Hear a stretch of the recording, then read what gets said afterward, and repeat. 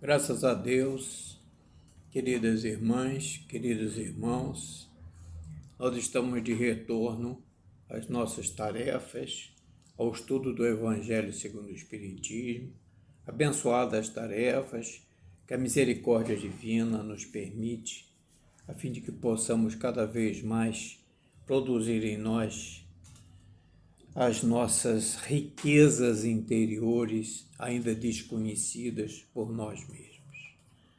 É a misericórdia divina que nos ajuda, que nos traz conforto, paz de espírito e, acima de tudo, nos vincularmos à doutrina espírita no seu todo, porque as obras, como vimos estudando continuamente, são todas convergentes.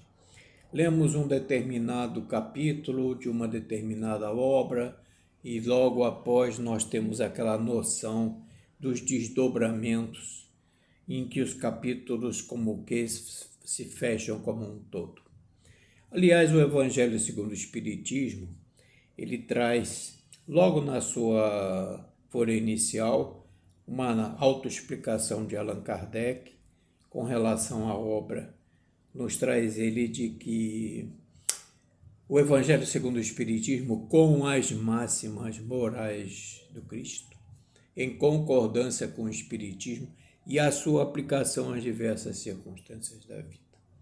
Isso é muito profundo, porque se nós pegarmos o Evangelho segundo o Espiritismo com esse espírito de aprender, e não só de aprender, mas praticar, nós vamos ver que inúmeros recados mediúnicos, instruções dos espíritos estão ali convergentes nas nossas necessidades, na nossa depuração, naquele nosso séquito infinito, não é? Que é buscar o roteiro onde as sandálias luminosas do Cristo aí estão contidas. E hoje, não sem razão, nós temos o capítulo 13, itens 19 e 20 do Evangelho segundo o Espiritismo.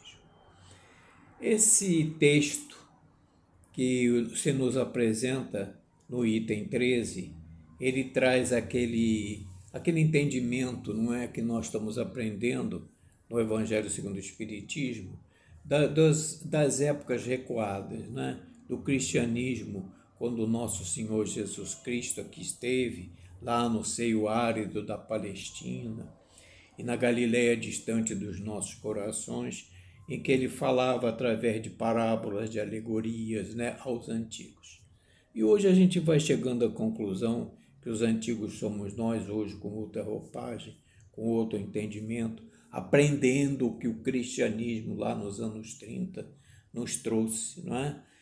Através do despertar doce, mas muito sutil, do Consolador que nos traz o Espiritismo, não é? Relembrando as prédicas de Jesus dentro do nosso entendimento hoje, melhorado, ainda lento, gradual, mas nós estamos fazendo o nosso roteiro, no nosso íter, na nossa via de acesso aos planos espirituais.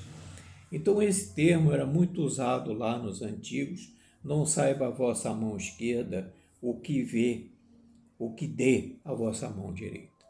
Isso é uma escritura, né, as anotações dos evangelistas. E o Evangelho segundo o Espiritismo traz o Evangelho de São Mateus, no capítulo 4 e no capítulo 8, os itens 1 a 4, com esse entendimento. Não saiba a vossa mão esquerda o que dê a vossa mão direita. Isso é a nível do nosso entendimento hoje, é uma prática, não é? De nós fazermos as obras boas, as obras de coração, sem qualquer interesse pessoal, completamente desinteressado, sem ostentação. E nós, quando nos deparamos com esse texto, nós gostamos sempre de fazer uma convergência, né? O Evangelho segundo o Espiritismo, nós temos dito em trabalhos anteriores, de que ele mais não é do que um desdobramento lá da terceira parte do Livro dos Espíritos, né? O Evangelho segundo o Espiritismo é aquele desdobramento lá do capítulo 3 das Leis Morais, que encerram 12 capítulos, né? E entre desses 12 capítulos, Nós vamos fazer uma revisitação lá exatamente no último capítulo, capítulo 12, que é aquele que fala da perfeição moral, não é? E o item 1 desse capítulo 12, ele fala das virtudes e os vícios. Nós tiramos apenas duas questões, a questão 893 e a questão 895, que Kardec submeteu às vozes da terceira revelação, que seguem, evidentemente, né, o conselho universal do ensino dos Espíritos. Ou seja, todos os recados mediúnicos, todas as informações que nos são transmitidas através dos benfeitores espirituais seguem a verdade. Que Jesus está lá no 115 do livro dos Espíritos, nos traz que fomos criados sem nada a saber, simples e ignorantes, mas com uma missão. Essa missão é de nos adiantarmos moralmente, descobrindo a verdade. E através da verdade, sucessivamente, lenta e gradual, vamos nos aproximando de Deus, nosso Pai. Fizemos então essa revisitação lá no 893, e o 893 há o seguinte questionamento que Kardec faz: qual a mais meritória de todas as virtudes? E os Espíritos respondem: toda virtude tem seu mérito próprio, porque todas indicam progresso na senda do bem. A virtude sempre que a resistência voluntária ao arrastamento dos maus pendores. Estamos sempre lutando com relação a nós mesmos para nós progredirmos espiritualmente, afastando os maus pendores e lapidando os melhores pendores que nós temos dentro de nós, na nossa genética espiritual. Mas continuam os Espíritos dizendo o seguinte: a virtude, sempre que a resistência voluntária, já lemos. A sublimidade da virtude, porém, está no sacrifício do interesse pessoal, pelo bem do próximo, sem pensamento oculto. A mais meritória das virtudes é a que se assenta na mais desinteressada caridade. Aí nós fizemos um aditamento das presentes reflexões com relação ao texto final que os Espíritos deram, a questão 895 que Kardec formulou, né? É referente ao mesmo item, as virtudes e os vícios. Então, no 895, consta o seguinte questionamento: postos de lado os defeitos e os vícios, acerca dos quais ninguém se pode equivocar, qual o sinal mais característico da imperfeição? E aí os Espíritos respondem exatamente na consonância do 893, o interesse pessoal. O verdadeiro desinteresse é coisa ainda, e isso é verdade, o verdadeiro desinteresse é coisa ainda tão rara na Terra, que quando se patenteia, todos o admiram como um fenômeno. Quem de nós já não passou por experiências idênticas a essas questões que Kardec levanta aqui? Vezes sem conta, um ato simples, comum, que nós, assim, habituados, né, frequentemente ao estudo da doutrina, às vezes nós vamos absorvendo os questionamentos que ali estão, introduzindo em nós, para não ficar só no empirismo, mas afirmar, concretizar tudo aquilo que nós estamos aprendendo. São coisas tão simples, às vezes sem sentir, nós esbarramos com uma pessoa, com outra, um amigo, um companheiro, e a gente faz, às vezes, uma determinada bondade, vamos dizer assim, entre aspas, um determinado favor, espontaneamente, sem darmos conta de que nós estamos fazendo o bem. Não, digamos assim, é uma expressão muito comum, fazer o bem pelo próprio bem. E aquilo representa a quem vê, como tem acontecido às vezes, como se fosse um fenômeno. Muitas vezes acontece isso, você está no mercado, quem está na sua frente, coitado, está atrapalhado, o cartão não entrou, houve uma dificuldade, experiências práticas do nosso dia a dia, e aí a compra não é, digamos assim, os alimentos necessários não são ratificados, tem que se devolver, então quem está na fila de trás, não, mas eu pago, eu faço, aí os caixas olham, mas escuta, isso aí é um absurdo, como é que o senhor vai fazer isso, vai fazer aquilo? Não, são coisas espontâneas, normais, que ocorrem com cada um de nós, sem nenhuma preocupação de estar recebendo gratidão ou ingratidão. Cada um de nós faz pelo coração. Esse santuário no nosso espírito que Jesus ensinou aos seus discípulos lá no cristianismo primitivo, que nós agora estamos reverberando, relembrando, praticando, buscando praticar essas coisas tão simples, tão normais, próprias dos mundos superiores, e muito mais frequência e eloquência do fazer, do bem fazer, do que aqui na Terra, que nós estamos ainda, vamos dizer assim, nos equilibrando com relação às virtudes. Então é isso aí. Então nós, dentro dessas considerações iniciais, né, nós verificamos que, com base na perfeição moral, que é o capítulo 12, fizemos uma anotação aqui, que esse 12, a perfeição moral é uma plataforma de conquista, né? Das virtudes, é que todos estão vinculados nas nossas migrações terrenas, efetivamente praticadas com todo e qualquer desinteresse pessoal. Então, com efeito nessas considerações, nessa revisitação que nós fizemos, nós vamos ver que o desinteresse pessoal é capital, é vital de importância. Nesse sentido, o item 19 a que estamos vinculados, o recado mediúnico é de um guia protetor. Foi obtido lá na cidade de Sens, no ano de 1862. E foi proposta por Allan Kardec, tal aqui no item 19, com o título Benefícios Pagos com Ingratidão.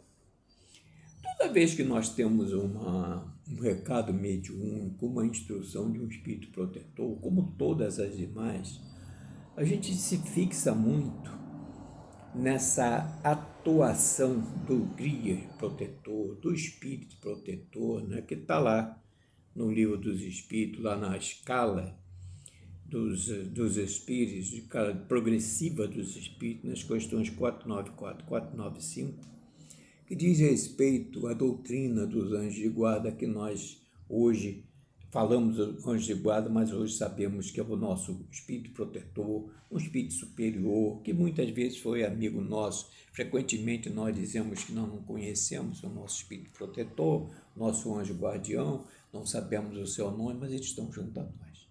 Vezes sem conta, foram amigos nossos lá do passado, né? Progrediram sem murmurar, alcançaram essas etapas, não é? De espíritos que se elevam sem estar reclamando, sem estar murmurando, sem estar ainda patinando, né, nos seus processos evolutivos, e evoluem muito. E eles aceitam essa tarefa, né, tarefa difícil, mas eles exercem sobre nós uma vigilância permanente, de forma que nós possamos atingir os objetivos para os quais nós retornamos a migrações terrenas. Hoje nós somos almas e espíritos encarnados, está lá no 3.4 do Livro dos Espíritos. E o que éramos antes? Espíritos. Estamos encarnados, somos um espírito no corpo físico, somos chamados de alma. Somos almas buscando a nossa melhoria interior. Então, dentro desse aspecto, como os segmentos do item 13 já foram percorridos, há esse item que fala sobre benefícios pagos com ingratidão. Então, aqui, no item 19, Kardec pergunta: que se deve pensar dos que, recebendo a ingratidão, em paga dos benefícios que fizeram, deixam de praticar o bem, ou seja, fazem um determinado benefício, quem recebe é ingrato com relação a esse benefício, não é? E aí a pessoa que praticou esse benefício, em função disso, recebi com ingratidão, e respondeu mal, não entendeu, complicou, eu fiz um bem para ele, não atendeu, complicou tudo, vamos dizer assim. Ele aí passa a não fazer o bem, para não ter que encarar com as pessoas que lhe são refratárias, né? Chamados os ingratos, né? Na recepção do benefício. E o guia protetor, dentro da sua plenitude de atividades junto a nós, nada deixa escapar. Está sempre presente, só se afasta quando nós ficamos dando ouvidos moucos a ele, ouvindo as observações lá do nosso passado, lá de César, né? Mas quando ele sabe, através de amigos seus, de colaboradores seus, que nós já estamos mais ou menos reticentes com relação a esses ouvidos moucos, que nós estamos retornando à realidade, eis que ele nos retorna para nos impulsionar no caminho do bem. O guia protetor, então, lá em Sens, nessa comunicação de 1862, diz assim: aqueles que prestaram benefícios foram conduzidos pelo egoísmo nessa situação, porque esperavam retribuição. Então foram tomados pelo egoísmo e não pela caridade. Ou seja, não há aí desinteresse pessoal. A imperfeição se mostra toda ela como o interesse pessoal. Aguardavam receber reconhecimento. Não agiram com desinteresse pessoal, mas por puro interesse próprio. Culto à personalidade, de onde deriva o egoísmo. Chaga da humanidade, como Emmanuel, no próprio Evangelho segundo o Espiritismo, a ele já se reporta. O culto à personalidade conduz às posições egóicas, que é a chaga da humanidade, né? E há também, com relação aos benefícios pagos com ingratidão, instrui o guia protetor que, se Deus permite, sejamos pagos com ingratidão, sem dúvida está aí uma experimentação no tocante à nossa perseverança na prática do bem. Olha, nós vamos imaginar que nós estejamos praticando o bem, recebamos a ingratidão e nós fiquemos refratários em face dessa ingratidão. O que existe aí, como diz o Espírito Protetor, egoísmo nosso. Nós estávamos prontos a receber reconhecimento, que houvesse aquela reverência, que se beijassem nossas mãos, que nos louvassem. Mas aí há um procedimento contrário. Por quê? Nessa situação, é muito normal, dentro do nosso cenário terreno, que, aliás, o cenário atual, guardadas as devidas proporções, ele está muito distante do cristianismo nascente. O Evangelho segundo o Espiritismo, o cristianismo em si mesmo, trazido por Jesus naquela época, através dos seus evangelistas, né, dos seus discípulos, né, que nos trouxeram aquele sermão das bem-aventuranças, que, aliás, São Mateus é tido por um articulista famoso da FEB, Rodolfo Caligares, como a constituição do cristianismo na Terra. Nós vemos esses cenários de uma determinada forma, nós vemos o fato em si terreno, mas nós não vemos os desdobramentos disso no plano espiritual. Então é isso que o guia protetor nos traz aqui. Outra sublime instrução é a noção que precisamos nos inteirar de que, ao contrário, o benefício doado se transformará numa semente profícua que germinará. Lamentavelmente, diz o guia protetor, nós só vemos o cenário presente, mas não as suas futuras e promissoras consequências. Tais benefícios regados à ingratidão acabam por abrandar os mais empedernidos corações. Faculta mesmo, com o tempo, um benefício nunca se perde.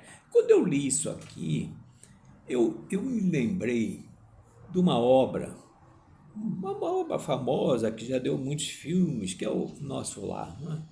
Nosso Lar ficou retido lá na FEB durante muito e muito tempo, antes de ser publicado, dada a publicidade, em função de determinadas passagens que André Luiz fez e que a maioria de nós, naquela época da publicidade, não aceitávamos. Então aguardou-se. Aprendemos isso lá, quando estávamos lá no Departamento de Juventude da FEB, aguardou-se um determinado momento apropriado, porque Nosso Lar viesse ser dado à publicidade. E nós estudamos Nosso Lar aqui na nossa casa, há alguns anos atrás. Se me falha a memória, das quintas-feiras, líamos o Nosso Lar, seus capítulos, era submetido a reflexões, aos nossos pensamentos, ao nosso entendimento, reuniões muito saudáveis, muito dirigidas ao nosso sentimento, né? às nossas reflexões profundas, né? E dentro dessa realidade, nós nos lembramos daqui, no caso da ingratidão, dos temores que a gente retorna quando retornar às migrações terrenas, o caso da senhora Laura. Muito benquista lá na sociedade de nosso lar, com bônus horas muito conquistados com esforço, com abnegação, muito respeitada pelos ministros lá do nosso lar. E ela chegou o momento de retornar à experiência física e dizia para o ministro Genésio: mas ministro, nós aqui temos tanta proteção, amigos, queridos, quando a gente retorna à experiência física, é sempre um motivo de temor pelo que vamos passar, pelo que vamos encontrar, e ela temerosa de retornar, né? Cada um de nós tem o seu sentimento, a sua vibração, temerosa de retornar. E ele dizia: mas minha filha, você trabalhou tanto aqui, você teve tanta ajuda, tanta proteção, você é um espírito que está se elevando, mas ministro, e ela levantava aqueles problemas, e aí o ministro disse para ela, isso ficou muito na nossa memória: minha filha, uma luz que se acenda em nome de Deus é para sempre, é um benefício inesquecível. Então, aquilo ficou no meu pensamento, no meu sentimento, essas palavras do ministro, e a gente traduz, como a doutrina é toda conectada, é toda convergente, esse sentimento nobre que nós temos, né? O benefício, ainda que não seja reconhecido, ainda que estejamos na Terra, venhamos, digamos assim, praticar o bem, voltado para as nossas reflexões, para as nossas tarefas, né? Tarefas de nós nos descobrirmos a nós mesmos, identificarmos os nossos adversários, lutarmos contra eles, né? Nós temos esse temor ainda interior, porque nós não somos ainda aqueles reencarnacionistas completistas que está lá no Missionários da Luz, também descrito, né, por André Luiz, né? As situações próprias dos reencarnacionistas completistas que retornam à experiência física e completam a sua tarefa num todo, sem qualquer erro, sem qualquer desequilíbrio, né? Daí, esse nosso pensamento, né, é o que o mentor espiritual aqui está dizendo. Outra sublime instrução é: precisamos inteirar de que, ao contrário, o benefício doado se transformará numa semente profícua, que germinará. Lamentavelmente, só vemos o cenário presente, mas não as suas futuras e promissoras consequências.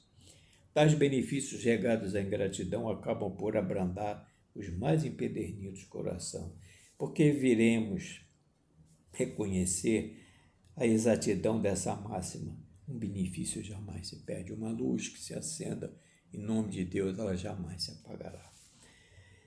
Assim, sem que suspeitemos, fizemos aqui uma contribuição, estaremos contribuindo para o adiantamento moral dos nossos irmãos, em face dos reconhecimentos dos benefícios que lhe foram destinados. E há também uma outra consideração, uma outra explicação que Allan Kardec colocou aqui da beneficência exclusiva. Nós já estamos aí com 24 minutos, né? Vamos adiantar. Está no item 20. É o capítulo 13, concomitante aos seus segmentos, aos itens 19 e 20. Lemos o 19, agora vamos refletir sobre o 20. É uma instrução de São Luís, um dos ícones, né, da doutrina espírita. Assinou os prolegômenos do Livro dos Espíritos, tal como Santo Agostinho, São Luís, Sevengord, Fenelon e tantos outros ícones da doutrina espírita. Essa instrução de São Luís, ela foi obtida lá em Paris, no ano de 1860. Paris, realmente, a cidade de Paris, a Sociedade de Estudos Espíritas Parisiense, foi a cidade com o maior número. Tivemos uma certa ocasião, uma curiosidade construtiva, de verificar no Evangelho segundo o Espiritismo o total de cidades ali abrangentes nos recados mediúnicos, nós constatamos que a cidade de Paris saíram nada mais, nada menos aqui no Evangelho, em cerca de 44, 45 aproximadamente comunicações. É o maior número que veio, foi da cidade de Paris, onde os estudos eram ali alentados, né? E o item 20, Kardec formula uma questão muito racional, muito lógica. É acertada a beneficência, ou seja, a caridade, né, o prática do bem, quando ela é exercitada exclusivamente entre pessoas da mesma opinião, quer dizer, pensam como nós, raciocinam como nós, e um consulta o outro, o que um faz, o outro faz também. Da mesma crença, ou seja, mesmo poder, né, de religião, não de religiosidade, ou do mesmo partido. E São Luís responde, não é acertada essa beneficência. Porque o espírito de seita, diz São Luís, e partido, é que precisa ser abolido. É o inverso, né? Uma vez que são irmãos todos os homens. O verdadeiro cristão vê somente irmãos em seus semelhantes. Amai-vos uns aos outros, dada a lei. E a lei maior é amai-vos uns aos outros, diz Jesus, como eu vos amei. Já é diferente.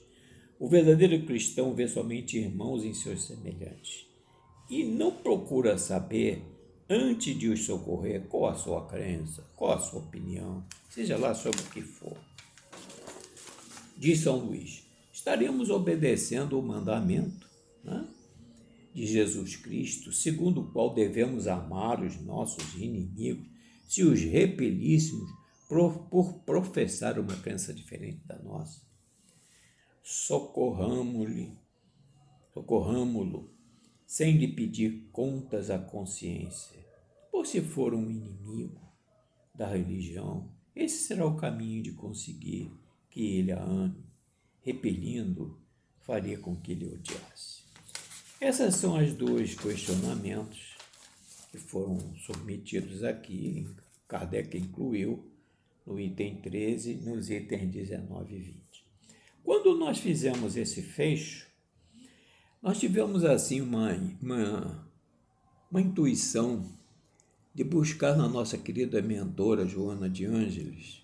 Nós temos uma obra muito digna, como todas as obras da mentora que nós lemos, né? Estamos lendo, aprendendo, cultivando. Atitudes renovadas.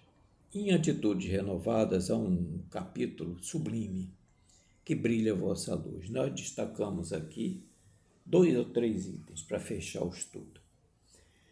Diz a mentora que quando Jesus propôs que brilhasse a nossa luz, Jesus nos estimulou ao sublime trabalho da preservação da caridade e da claridade, de amor e do conhecimento que existe em nós, repartindo com os nossos irmãos de jornada. Há muita sombra no mundo, como a nossa atmosfera é carregada. Há muita sombra no mundo. Aguardando um raio de luz que sirva de sinal de esperança, apontando rumos. Está lá no capítulo 15, que brilhe a tua luz. Atitudes Renovadas. Essa obra foi dada publicidade, a primeira edição em 2009. Está, portanto, conosco há 13 anos. E o fecho que nós colocamos aqui foi assim: ampliemos, diz da mentora, nossa capacidade de servir, ensejando-nos mais valiosos recursos de crescimento, a fim de que jamais nos ensoberbamos ou venhamos a nos distrair no cumprimento das graves responsabilidades que nos dizem respeito, de modo a nos desincumbirmos da tarefa que nos cabe, delegada por Jesus, que brilha a nossa luz. Então estão aqui concernentes, esses tópicos, esses esclarecimentos que nós lemos, nos emocionamos, sentimos a presença da espiritualidade nos auxiliando em função da nossa pequenez, da nossa dificuldade ainda de apreensão, vão eles nos ajudando para que nós possamos desdobrar de dentro de nós, né, a nossa voz íntima, nosso pensamento interior. Porque, conforme a questão 621 do Livro dos Espíritos, Kardec indica onde estão escritas as leis de Deus. Está lá no 621, na nossa consciência. Então nós, dentro de nós mesmos, temos na nossa genética espiritual a herança divina. Está dentro de nós. Nós somos deuses. Há, dentro da doutrina, um chamamento da mais alta significação. Diz esse chamamento que um dia todos os redutos do mal cairão para que Deus resplandeça no espírito de seus filhos. E que não é para ensinar outra coisa senão o predito em lei testamentária. Vós sois deuses. Aqui estão, meus amigos, meus irmãos, minhas queridas, nossas pequeninas, humildes reflexões a respeito do tema dessa tarde.